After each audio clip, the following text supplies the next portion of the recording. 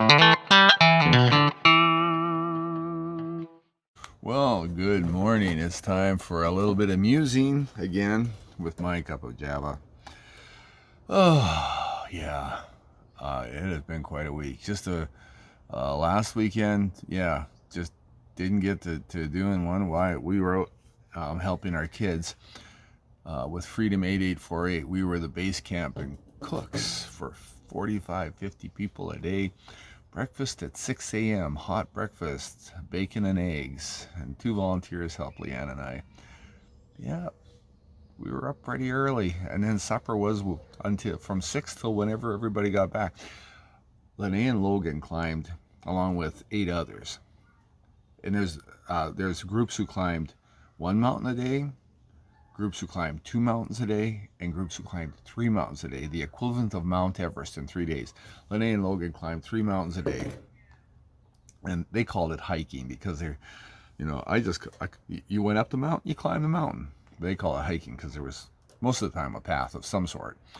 But in the Kananaskis Banff area, Rockies. So 3 mountains a day. Crazy.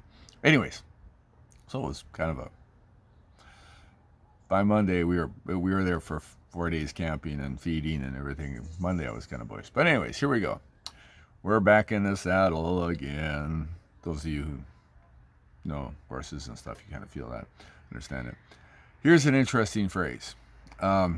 This is something that, when I'm working with people and young people and they're asking, what should I do? Where should I go? How should I, trying to plan our future? And a phrase that you hear a lot in our society today is trust in your heart. What does your heart say? I remember that from the Lord of the Rings line. I remember Gandalf says, what about Frodo? And he's talking to Aragorn, and he goes, what does your heart say? Right? The idea behind it is that somewhere in your heart you will have the right answer to a quandary, to a question. You'll intuitively know what to do. Another catchphrase we have in our culture right now is follow your passion. The idea being that if you follow your passion, you will be happy, fulfilled, have a successful life. And those are interesting because, because it's you. It is you centered.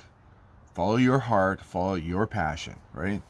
And there's this verse I was just reading the other day in Proverbs. Now, listen to this one. Proverbs 28:26 says, "He who trusts in his own heart is a fool, but he who walks wisely will be delivered."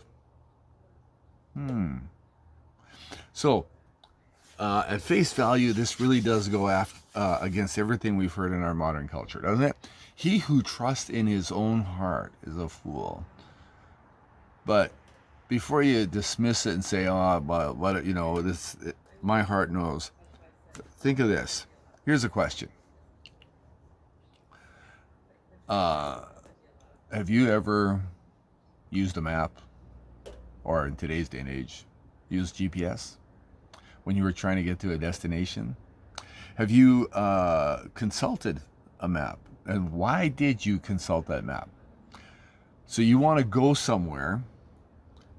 You know what your destination is, the city, a place. So why did you consult the map? Why didn't you just follow your intuition? Yeah, I can figure it out. I'll just go. The reason you consulted a map was because you weren't sure of the direction and you wanted to make sure. So you looked and you looked for direction. You gained wisdom. You see, that's the question. See, you didn't trust in yourself, so you consulted. You gained wisdom so that your way would be well. This is what the writer is referring to. Trusting in your own heart is like not consulting a map.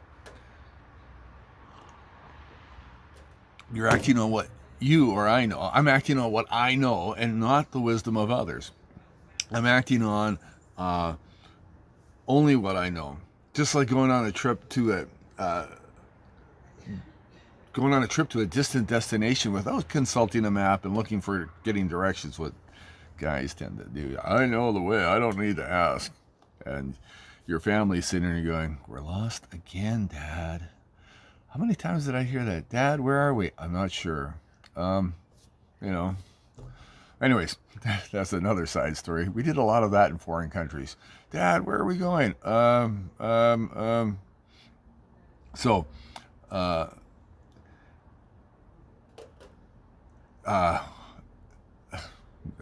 also, I lost my train of thought.